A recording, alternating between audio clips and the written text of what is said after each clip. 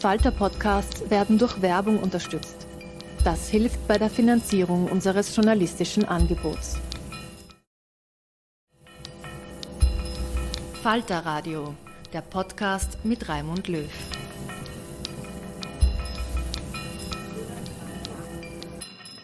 Sehr herzlich willkommen, meine Damen und Herren, im FALTER-Radio. Kein Land Europas hat das Ende des Kommunismus so radikal erlebt wie Albanien. Unter dem Diktator Enver Hodscha war das Land nicht nur von den westlichen Demokratien streng abgeschottet, sondern auch von Titos Jugoslawien und dem gesamten Ostblock. Die Politikwissenschaftlerin Lea Ypi hat ihre Kindheit in Enver Hodschas Albanien verbracht. Ihre Familie war verdächtig, weil der Urgroßvater in der vorkommunistischen Zeit einmal Regierungschef war. Der Vater war als Klassenfeind im Gefängnis. Das kommunistische Regime in Albanien kollabierte 1990, wie überall sonst in Osteuropa. Viele Menschen haben das Land in der Folge fluchtartig verlassen.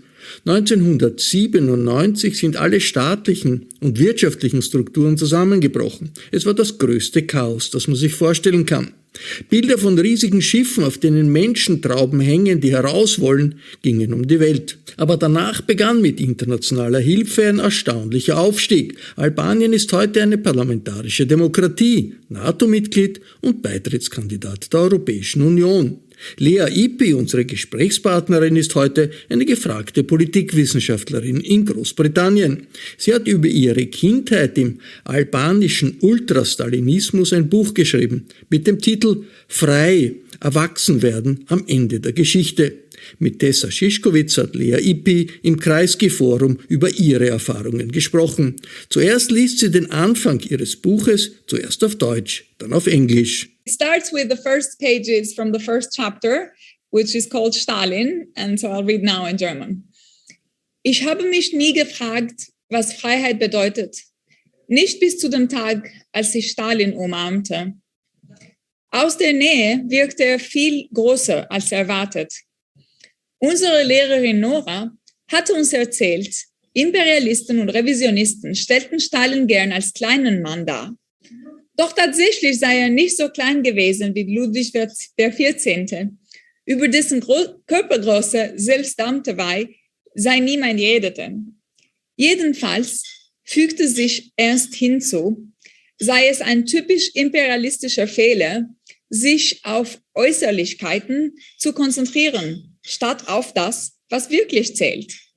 Stalin war ein Riese und sein Erbe weitaus wichtiger als seine Statur. Was Stalin so besonders machte, fuhr Nora fort, war seine Fähigkeit, mit den Augen zu lächeln. Ist das zu glauben? Mit den Augen lächeln? Es lag daran, dass sein freundlicher Schnurrbart die Lippen verdeckte. Und wer nur auf die Lippen achtete, würde niemals erkennen, ob Stalin gerade lächelte oder etwas anderes tat. Doch es genügte ein Blick in seine Augen, stechen, intelligent und braun, und man wusste Bescheid. Stalin lächelte. Manche Leute schaffen es nicht, anderen in die Augen zu sehen. Offensichtlich hatten sie etwas zu verbergen. Stalin hingegen sah einen unverwandt an, und falls ihm danach war und man sich gut benommen hatte, lächelten seine Augen. Meistens trug er einen unscheinbaren Mantel und schlichte braune Schuhe. Außerdem schob er sich auf die rechte Hand und das linke Revers, wie um sie sich aufs Herz zu legen. Die andere Hand ließ er oft in der Tasche. In der Tasche? Fragten wir. Ist es denn nicht unhöflich, mit der Hand in der Tasche herumzulaufen? Die Erwachsenen sagen uns immer, wir sollen die Hände aus der Tasche nehmen. Nun ja, sagte Nora. In der Sowjetunion ist es sehr kalt. Außerdem, fügte sie hinzu, hatte Napoleon auch immer eine Hand in der Tasche und da hat keiner behauptet, es wäre unhöflich. Nicht in der Tasche, sagte ich schüchtern, in seiner Weste. Zu seiner Zeit galt das als Zeichen für eine gute Erziehung. Lehrerin Nora ignorierte mich und wartete auf die nächste Frage. Und er war klein, ergänzte ich. Woher willst du das wissen? Meine Großmutter hat es mir erzählt. Was genau hat sie gesagt? Sie hat gesagt, Napoleon war klein. Aber als Marxes Lehrer Hangel oder Hegel, ich weiß nicht mehr, ihn gesehen hat, sagte er, man könnte den Weltgeist auf einem Pferd stehen sehen. Hangel, korrigierte sie mich. Und Hangel hatte recht. Napoleon hat Europa verändert. Er war ein Wegbereiter der Aufklärung und ein großer Mann. Aber nicht so groß wie Stalin. Hätte Marxes Lehrer Hangel Stalin dort stehen sehen, natürlich nicht auf einem Pferd, aber vielleicht auf einem Panzer, hätte er ebenfalls von Weltgeist gesprochen. Stalin war eine wichtige Inspiration für viele Menschen, nicht nur in Europa, sondern auch für Millionen unserer Brüder und Schwestern in Asien und Afrika. Okay, jetzt auf Englisch. Did Stalin love children? We asked. Of course he did. Even more than Lenin? About the same. But his enemies always tried to hide that. They made Stalin sound worse than Lenin because Stalin was stronger and far, far more dangerous for them. Lenin changed Russia, but Stalin changed the world. This is why the fact that Stalin loved children just as much as Lenin was never properly reported. Did Stalin love children as much as Uncle Enver? Teacher Nora hesitated. Did he love them more? You know the answer, she said with a warm smile. It's possible that Stalin loved children. It's likely that children loved Stalin. What is certain, dead certain, is that I never loved him more than on that wet December afternoon, when I scampered from the port to the little garden near the Palace of Culture, sweaty, shaky, and with my heart pounding so hard I thought I would spit it on the ground. I had run as fast as I could for a couple of kilometers when I finally spotted the tiny garden. When Stalin appeared on the horizon, I knew I would be safe. He stood there, solemn as usual, with his unassuming coat, plain bronze shoes, and his right hand under his coat as if supporting his heart. I stopped, looked around to ensure that nobody was following me, and went closer. With my right cheek pressed against Stalin's thigh and my arms struggling to circle the back of his knees, I was not visible. I tried to catch my breath, closed my eyes, and began to count. 1, 2, 3. When I got to 37, I could no longer hear the dogs barking. The thundering sound of shoes stamping on concrete had become a distant echo. Only the slogans of protesters occasionally reverberated. Freedom, democracy, freedom, democracy. When I became certain of my safety, I let go of Stalin. I sat on the ground and took a more careful look. The last drops of rain on his shoes were drying out, and the paint on his coat had begun to fade. Stalin was just as teacher Nora had described him, a bronze giant with hands and feet much larger than I'd expected. Tilting my neck backwards, I lifted my head to confirm that his mustache really did cover the upper lip and that he smiled with his eyes. But there was no smile. There were no eyes, lips, nor even a mustache. The hooligans had stolen Stalin's head.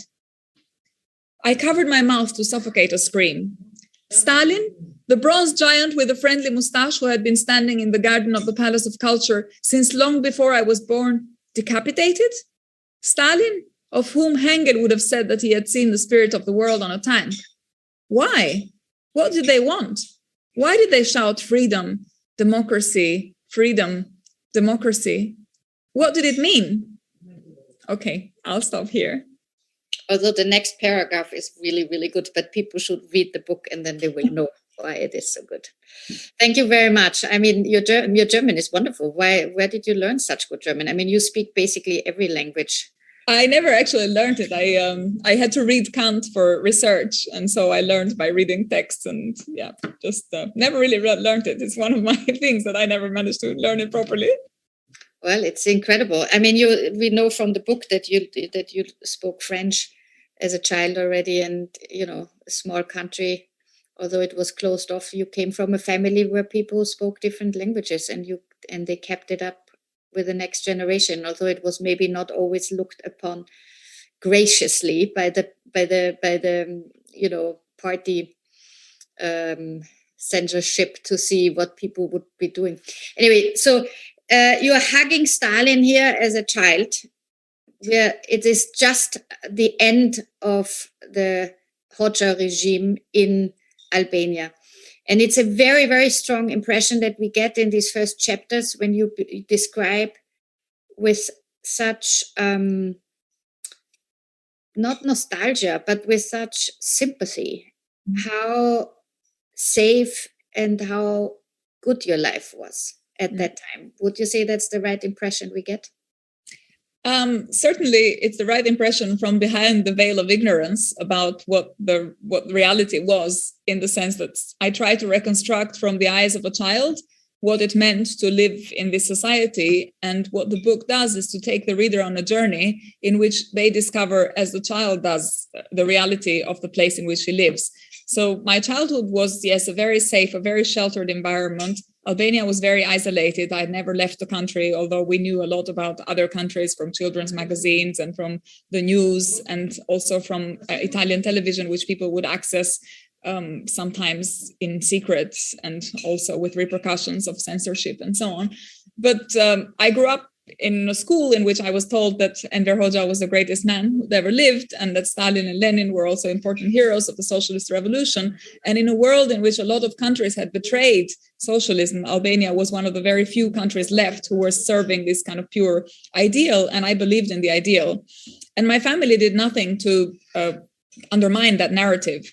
So on the surface, it's a stable childhood surrounded by people who love you and by the comfort of a life that is predictable, even with all the constraints. The book talks in the first part about the queues, about what it was like to go to school, about what it was like to meet foreigners in Albania at the time in which it was extremely isolated. But the child doesn't really know what else is going on except from what she sees immediately. And the reader also doesn't know except for what they see through the eyes of the child until they get to the middle of the book. And then something happens and things change. Yeah, but you describe, for example, very strong the scenes where the influence of your teacher, Nora. So the indoctrination of the kids in school was very strong. She was very important for you to make sense of the world. So everything would be discussed, and she would tell you how, what right or wrong was. And I think that's quite interesting because I, for example, don't remember that from my childhood that the teachers had a particular influence on us. So that was really something that describes this kind of real socialist regime where the mind was actively, we, of course, were also living products of our society in Vienna, a few kilometers to the north from you. But it wasn't taken in hand by a very strong ideology teaching in school. And do you remember that how strong the conflict was for you between what you learned in school and what your parents and your grandmother were talking about at home? So for me, the discrepancy between what I got in school and what was going on at home was always just revealed in the form of mysteries.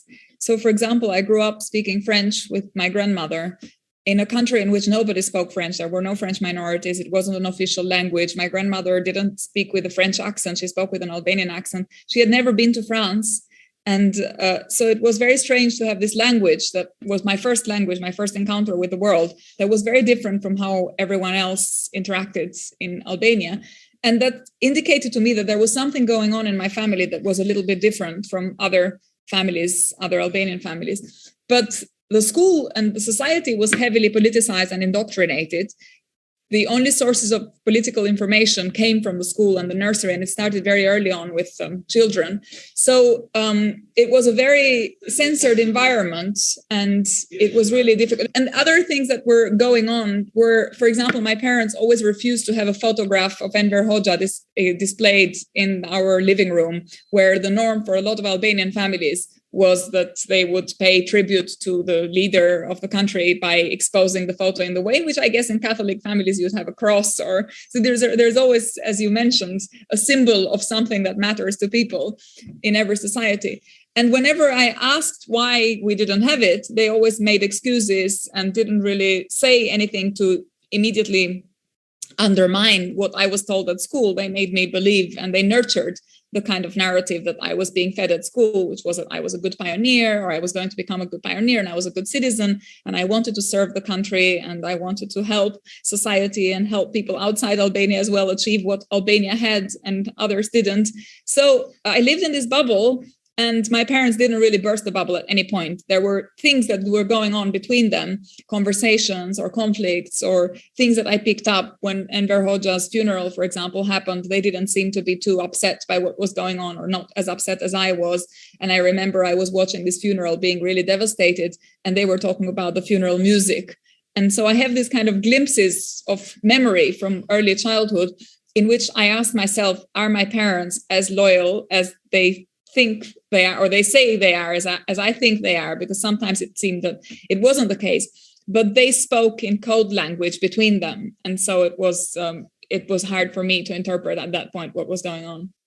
Well, it's also, I mean, we know this also from Russian novels and histories of where the parents were just terrified to think that their children would tell on them, if they would tell them the truth about the political regime, to their teachers in schools or to whoever, just somebody outside in the shop, on the playground, and then people would get in trouble with the political police.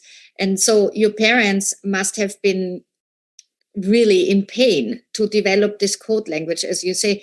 And so you described this in the book very well, how people would say, somebody graduated from university, and what they actually were talking about was somebody was released from prison, and it was even sort of what they were studying was sort of, you know, what they were sitting for and how long and all this. And this, of course, you as a child didn't understand, first of all because you were a child, but also because they were very good in hiding it.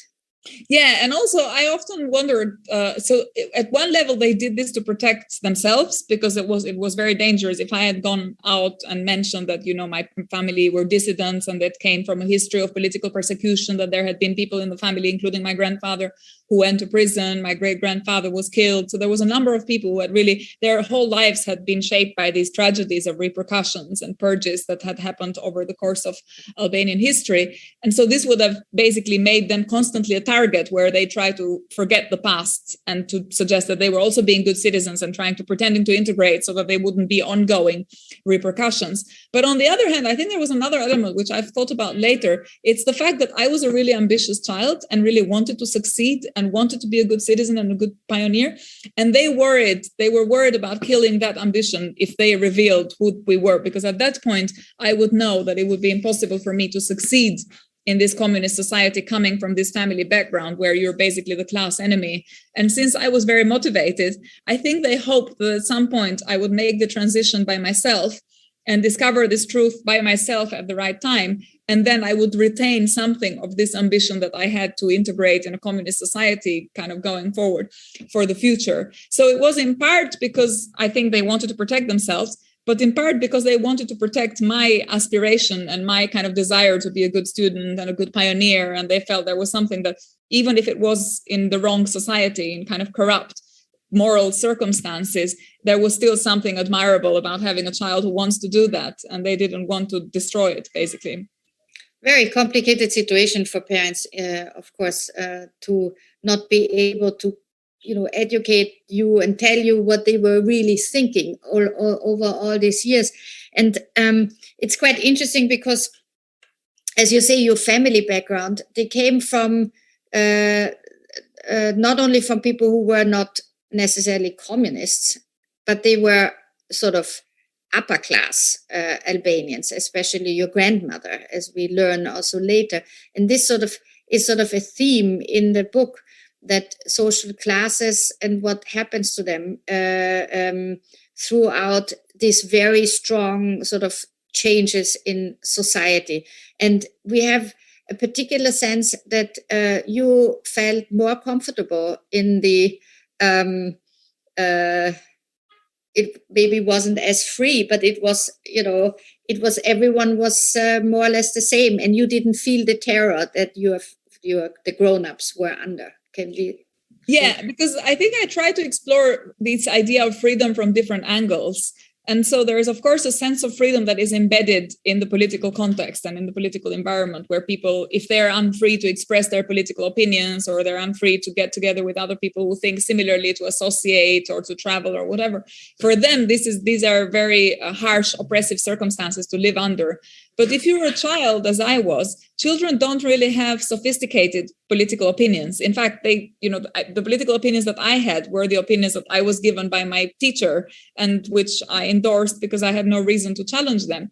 And so apart from that, I think to a child, freedom really is just this very immediate sense of feeling protected and feeling loved by your family, or feeling that you can go outside on the street and not being worried about, crossing the road. Or I remember the only things I was scared about were barking dogs, and my mother was very brave, and she always sort of said, "Oh, don't worry, it's fine." And so I think it was a very safe, in that sense, childhood. And because I think for children, the main component of freedom is safety, it also felt to me like a free society. And from a child's perspective, it was, and if your parents, if you live in a sheltered family environment where the parents do nothing to undermine that sense of safety, but instead encourage it, then it becomes even more the sense of kind of comfort. Even with the scarcity and the difficulties that we had to get, for example, basic goods. I was very picky as a child. I didn't like a lot of things that, were being sold in the shops, and the shops didn't have a lot of things anyway in the first place. So if you didn't like what there was, you were left with very, very little. And my parents had to make these huge sacrifices to get me like honey rather than jam, which was the stuff that you would find more easily. And so they went out of their way to make sure that I didn't feel the discomfort that they felt. And that's why I grew up in this kind of very protected environment. Well, you describe also in one of the very nice chapters the hunt and the fight over a Coca-Cola can that was used not to actually drink it, but it was empty. It was traded between the neighbors in the village, and it was then put up on the shelf as a special thing, like an art piece. And that gives us, of course, the sense of the poverty and the also reclusiveness of Albania and being cut off from the world. But then at the same time, you were the star talking to the tourists because you could communicate in French. And that, again, is such a strange idea that although, we in Austria, for example, grew up with this feeling that Albania was the last sort of Stalinist island in Europe at that point, at the end of the 80s, and as a lot harsher as regime as it was in Yugoslavia, neighboring countries. But you, of course, didn't know that because you had no way to compare it. You could have never traveled outside and left the country. Yeah, and the one thing that really stood out also, I think, and this was important to me when I wrote the book and trying to explain the relationship between Albanians and the outside world, was that people assume that when a society is very totalitarian, very oppressive, then they're completely brainwashed and they're unable to think and see for themselves what's going on somehow. And that's, of course, the position of the children. But in the case of the grown-ups, everybody went out of their way to find information and to try and access stuff that was outside the boundaries of what was permitted by the party. And so the result was that Albanians actually knew a lot more about the world than the world knew about Albania, because they were keen, they were curious, and they were trying to find information. So I remember we had this relative who would describe the streets of Rome in such detail as though he'd been there. And of course, it was only from films and books. But people couldn't travel physically. And so they traveled with their minds, and they just read everything they could read and found all the access to information they could find. And this is why in this chapter where I talk about my encounter with the tourists, my sensation was that I knew a lot more about them than they knew about me, because they assumed they're meeting this little girl from Albania, and it's kind of like an exotic thing for them. Whereas for us, the foreigners were also exotic to some extent, but with more work to prepare about what the world was like. And of course, it was a world that was in some ways also very idealized. And we didn't really know the thing is, the bad sides of that world, the negative aspects of it, were reflected in Albania through communist censorship and through communist material. And so we knew about exploitation and poverty and social injustice and discrimination against minorities and so on. But because it was all coming through communist propaganda, when communism fell, people just thought, well, that was also part of the lies that were being told. And so that everything was left about that world was the stuff that was good about it, that had somehow survived these communist filters. And so this was also in some ways shaping this relationship to the West that went from being, people being extremely positive about it and extremely keen to integrate afterwards to the set of delusions and the difficulties that came afterwards when they discovered that it wasn't all as they had imagined it would be. Well, that's how we experience it on the pages of your book, that the moment happens, and it is for a child who believed everything that it was told. The biggest shock is not only that you have to readjust to the whole thinking, but also that you understand that your parents never had the same admiration for Enver Hodscha that you had for Comrade Enver. Yeah. And so that must have been a terrible traumatic shock to your system. Yeah, I think I remember it as being very, very confusing. And something that I think has also left a mark, in the sense that if you believe something very, very strongly once and it collapses and you're told it's just everything you believed was true turns out to be false, then I think it's really hard to believe afterwards in anything.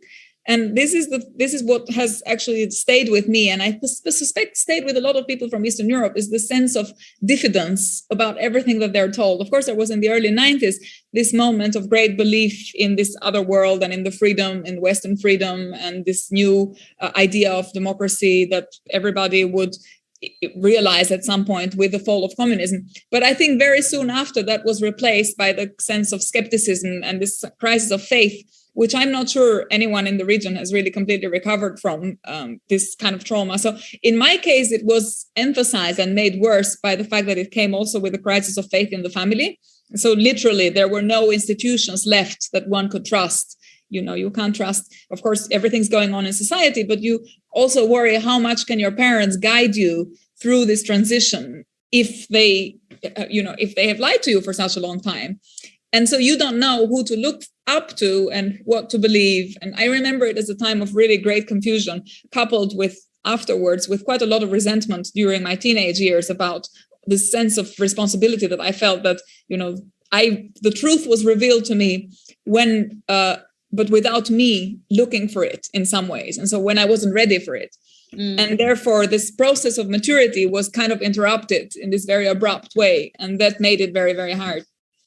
I mean, for one of the most impressive scenes in the book for me is that on the day of the first free elections, your parents don't go and rush to vote, but they stay at home, and because they were, they were staying under the blankets, and they said, like, no, it's too early. And your father is checking if the voting count actually, if the people who go to vote, it doesn't jump to 100% in the first 2 hours, because then you would have known that it's another unfree rigged elections. Yeah, exactly. As a reader, you are in this scene and you start understanding what they must have gone through, while you, of course, are just wondering what is going on. Yeah, why can't they go? And so we understand how unsure they were also of this process, actually not ending up in being arrested by the Sigurimi, by the security services. So yeah, exactly. And I think that's also really another thing that's really important afterwards, when you reflect on these moments of change, these moments of revolution,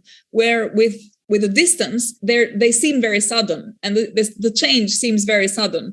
But when you're living it in the moment, it's not clear that it is a change. You don't know it. You only know afterwards that this was forever, that this change, that communism was falling forever. But at the point in which they were living it, they weren't at all sure that this was actually going to last, that there wouldn't be repercussions, that the elections wouldn't go a completely different way. So when you're in this moment of transition, the same sense of diffidence that I had when I was told, about all these new changes, they had when they were looking up to the future and to this new society, which they didn't quite believe was going to come. And so the sense of fear never went completely immediately. It took a long time to readjust to these changes. Well, first of all, ideologically, as you write that socialism was gone, communism was wiped away, the idea of it was wiped away, and the only thing was left was freedom. But you didn't experience the freedom as a child, but also your parents, not necessarily as something, they had hoped for it, but it didn't really work very well for the structure, neither of the family, nor of the village, nor of the whole country. Yeah, I the book, I try to explore these different ideas of freedom. And so there is a sense in which there's a kind of general philosophical concept of freedom, and then how it gets politically realized. And so in the case of and I try to explore these different conflicting philosophical ideas of freedom, where, for example, my mother has what I consider a classical liberal idea of freedom, which is a kind of negative freedom, where you are free insofar as the state doesn't tell you what to do, what to wear, where to go. And in that sense, she did get that freedom because, she went from being someone who couldn't speak her mind up to being politically involved in the opposition party and running a women's organization, and was quite prominent in that women's organization. So in some ways, all the freedoms that she had lacked under communism, she obtained afterwards in 1990. My father was so this kind of purely liberal idea of freedom, of free from state intervention, that's exactly the kind of freedom that Albanians try to realize, and indeed all of Eastern Europe try to get after 1990. But there's different understandings of freedom. So there's a more social, more robust, as I think of it, robust idea of freedom, which is not just you have to be free from someone, but you also have to be free to realize yourself and to emancipate and to realize you have to have the opportunities to become someone. And so if you're hungry, if you haven't got a job, if you haven't got money to travel, if you haven't got education to be able to speak up properly, all of these become forms of unfreedom, even though nobody is actually stopping you from having them. And so in the case of my father, I try and explore how this comes alive, this dilemma, in the second part of the book, where he goes again from being a member of a dissident family who is at the mercy of his employers and at the mercy of the party, always persecuted, to being in charge of running the port of Durrës, where he's a CEO of the port, and is in charge of actually privatizing and delivering these new neoliberal reforms. And it's really hard for him because he's gone from being the victim to being someone who delivers these decisions, who he knows will have an impact on workers who will lose their job. And everyone in the narrative of the 90s presents this as this is just what it takes to liberalize. This is just what the market requires. And then it will be a sacrifice in the short term, but in the long term, it will work out for everyone because the market will deliver for everyone. But in his case, he sees the immediate impact of that on people who are standing in front of him and saying, don't sack us, don't make us lose our jobs. So it's actually really hard for him to make these decisions and to see that as a form of freedom. He sees that as a new type of oppression. So in a way, the book tries to explore through the different characters. And then my mother has yet another idea of freedom. The book tries to explore through the different characters how this philosophical idea, which we all seem to intuitively understand, how it then comes alive when history gets in, and how when there's politics and when institutions try to realize that idea.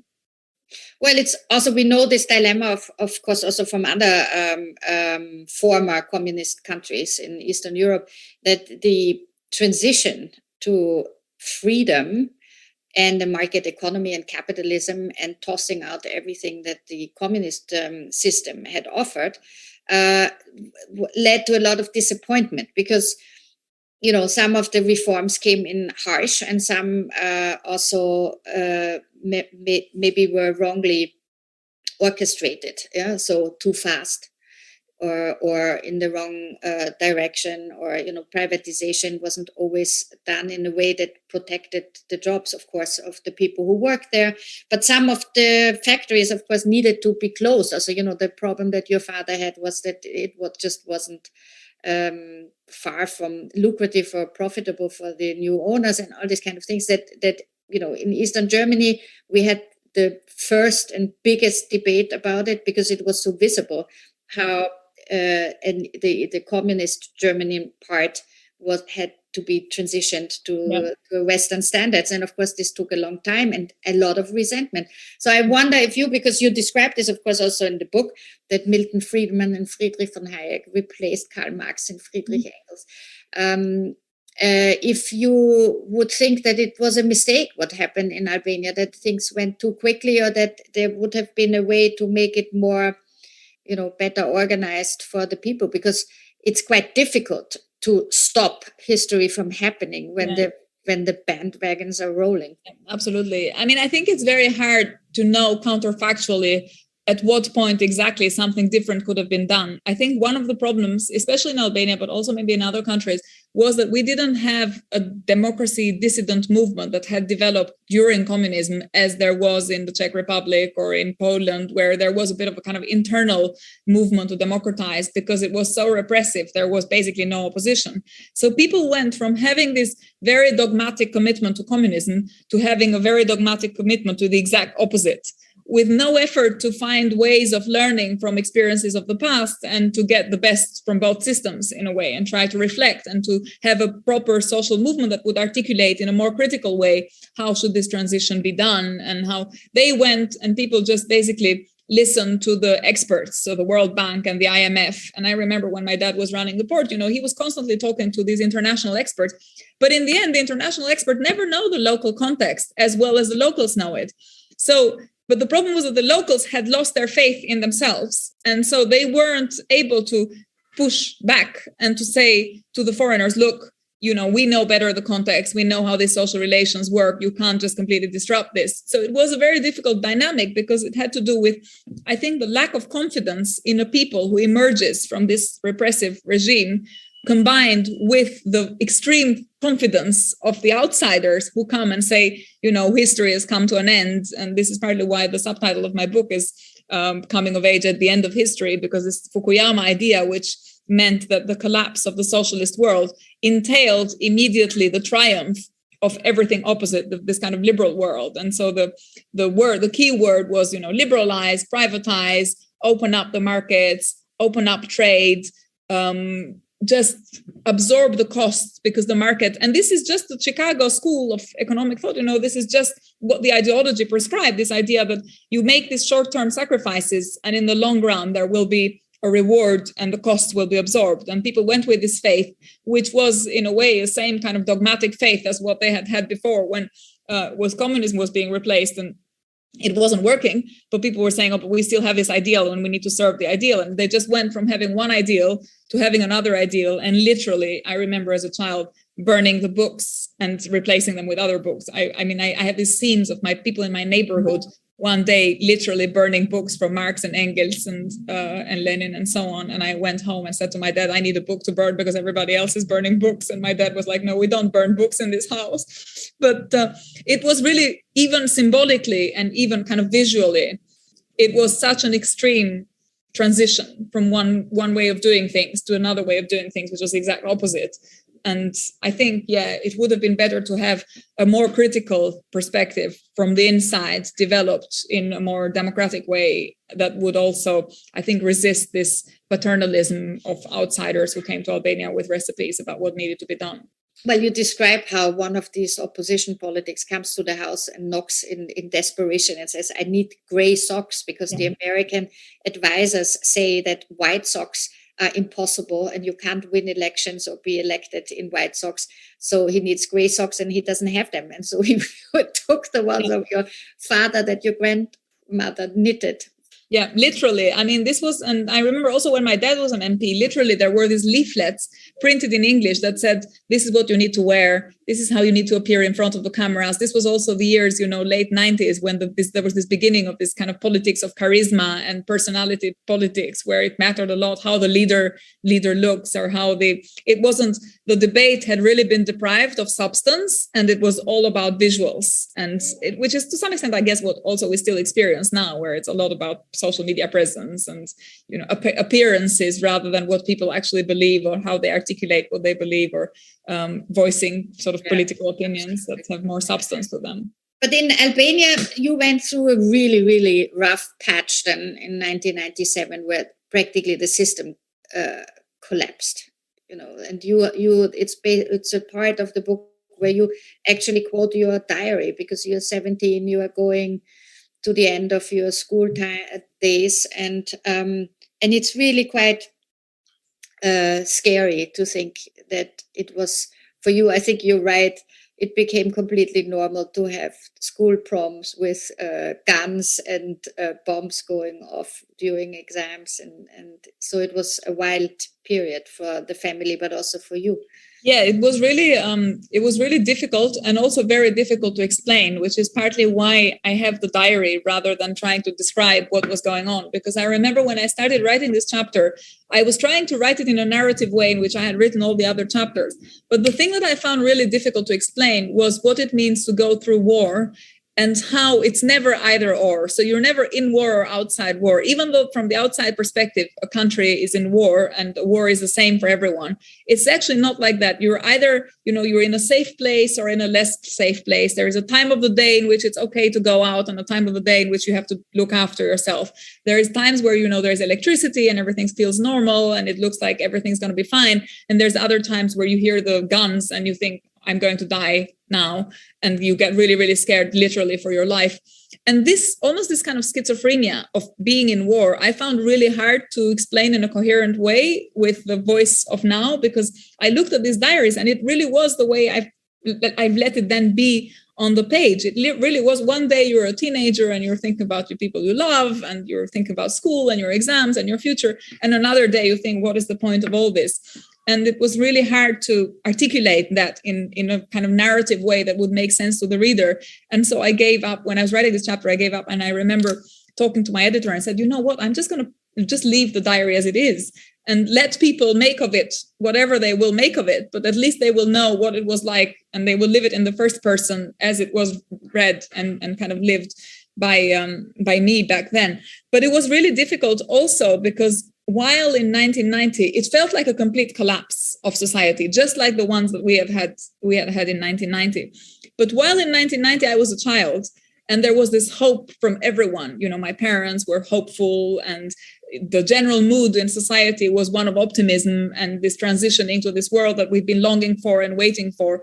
In 97, there was a sense of complete failure of everything, and the sense of, what is the alternative? There is no alternative now, because, how do you recover from this very quick shock?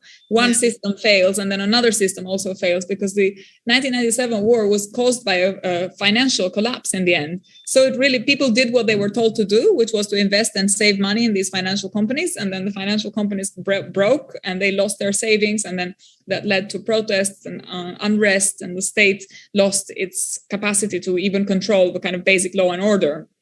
So I remember in 97, I had more awareness. I wasn't a child. I'd gone through these kind of teenage years, which I had felt were years of a lot of responsibility, also of kind of generational responsibility, because I was growing up with this idea that now everything is possible for you. And so you have to deliver on the hopes of even those who didn't have any hope or that can't deliver anymore because they're too old. And suddenly all of that came to an end, and it was a really brutal way of meeting and thinking about the future. Yeah, absolutely. I mean, and it wasn't only in Albania. If you think in Russia, you had a collapse of the financial system too in 97, 98. And that led relatively straight to Vladimir Putin being put in place there as first as prime minister, then as president in 2000.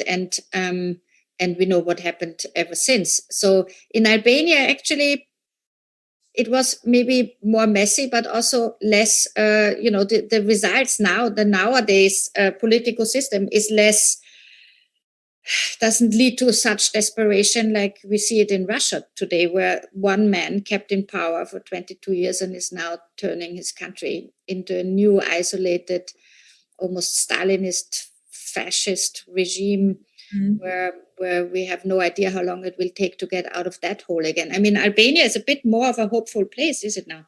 Yeah, I think so. I mean, although I always, on the one hand, I'm a very optimistic person. On the other hand, I think it's always good not to be complacent about what you have in place, because I think democracy is a very fragile thing. And it's actually a process rather than something that's consolidated and you have, and it's there forever. It's something that you need to protect by being active and by being aware and critical in such a way that you can always promote change that is forward-looking rather than backward-looking. So for me, I mean, the thing I always say about Putin and Russia and also many other countries which have these authoritarian governments is it's never about the individual that is there. It's about the phenomenon that the individual is channeling. It's about the grief and the sense of unrest and the social conflicts that are on the ground going on for many, many years before any of these contexts comes to anyone's attention. There is stuff going on the ground that people, Western media or liberal opinion makers only pay attention to contexts like that when there is a war or when there is a kind of catastrophe, basically a humanitarian catastrophe and so on. But usually there's a process that leads to that catastrophe. And there is also, to some extent, interactions with our governments in the West that leads to that as well. So it's not as though there's stuff going on there that's completely independent and there's a man that abuses power and so on. Usually the abuse of power reflects something deeper that's going on in society for a long time, which needs to be protected while it's going before it's too late. And so I always think also the same about democracy, that there is no democracy here and authoritarianism there. It's always a matter of degree, and it can always change, as we know from history that countries that have liberal constitutions then become authoritarian countries, and countries that are authoritarian then eventually manage to kind of democratize. So it's always a process and it's always a flux. And what's really important is to engage with the process in the right way. And by that, I mean, in a way that enables people to maintain an interest in politics and a hope in democracy and in this kind of process of democratization that prevents these forces of reaction, of conservative fascist tendencies from monopolizing the dissatisfaction of citizens, basically. But that's the interesting thing, what you did in your life then, since you were this Albanian child admiring Stalin in 1990. And looking up to Comrade Enver, you wanted to study philosophy when it came your turn to become a student, and your father was relatively shocked because he was more for precise science like physics or something that could be you could put both feet on the ground and philosophy seemed to him at that point, maybe in history, also a really very difficult to make, to think about different schools of thought and different schools of ideology and what to do with it. He maybe was scared, but for you, it seemed to be a relatively logical development because your childhood was entrenched in politics. It was entrenched in political thought. It was entrenched in philosophical studies that your parents had. So you maybe wanted to just explore it and become an expert yourself in it? Or why do you think you chose this track and now ended up as teaching Marx in 2022 in London, the capital of capitalism? Yeah. So I think a lot of it had to do with the contingency of the circumstances in which I was making this decision. So it was 97, as we said, the school, there was a lockdown, Kalashnikovs everywhere, the school was closed. I had to do my A-levels and I had to decide what to become in the future. And my family was very skeptical because they always associated philosophy to Marxism and to party and to this kind of very dogmatic way of understanding the left, I suppose. And they were always insisting that you have to pick a profession. But in this moment of complete collapse of the state, for me, it was really hard to think of the profession. So I kept thinking, what do I do? Do I study law? And you kind of look outside your window and you realize that the state has no capacity to protect law and order. It's just collapsed. Or you think, what do I do? Economics? And then you're in this context where all the financial companies have collapsed and the banks are unable to give people savings. And there's this kind of all of the economic orthodoxy that we were having up to that point is completely destroyed. Or you think, what can I do? Medicine. And you have all these people who are dead next to you and there is no kind of humanity anymore. So I remember that I kept going through this, what my parents called professions, and kept thinking about what is the point of all this in these circumstances, because it was a moment of such nihilism. And I was only left with questions. And then I was like, well, what is the field that enables you to ask questions? And it was philosophy for me. It was a way of just articulating better questions and engaging critically with the world. And then so I left and I decided to study philosophy. And I promised my father that I would not study the kind of philosophy that he was really hostile to. But then, of course, when you engage with the history of thought, and if you are in some ways, you're the result of this very hard process of making yourself autonomous, of making yourself independent, of being critical and trying to develop this criticism regardless of all these forces of ideology that you've had to resist throughout your life. And then you encounter a particular author or a particular thought. You don't say, oh, well, now I can't do this because my dad told me not to do it. And so you kind of go with the flow of the criticism. And for me, one of the reasons that I became really interested in leftist thinking and kind of socialist theories more generally was that I discovered a resource that was, first of all, a repository of thought and resources that were much more than we had ever thought there was in Albania. So in Albania, we only did this kind of very restricted part. But then in Italy, I was in contact with the Italian left and with Gramsci. And so there was, and with, the social democratic tradition. And so I discovered there is a lot more to socialism than what Albania had assumed that there was. So in part, it was a kind of critical gesture. Secondly, my grandfather, my ancestors also came from the left and had been repressed by communists in Albania. So for me, it was a way of recovering their efforts to try and think, okay, what is this other way of thinking about the left, which is not the Albanian way of interpreting it? And thirdly, actually, a lot of the criticism resonated with me. So if you read Marx's Critique of Capitalism and you've lived in this kind of wild capitalism of early 90s Albania, a lot of it makes a lot of sense. You hear about the kind of the destruction of social solidarity. You hear about alienation. You hear about the way in which social relations are fragmented. And you read it, and it's not that abstract. It actually feels like you've seen some of this.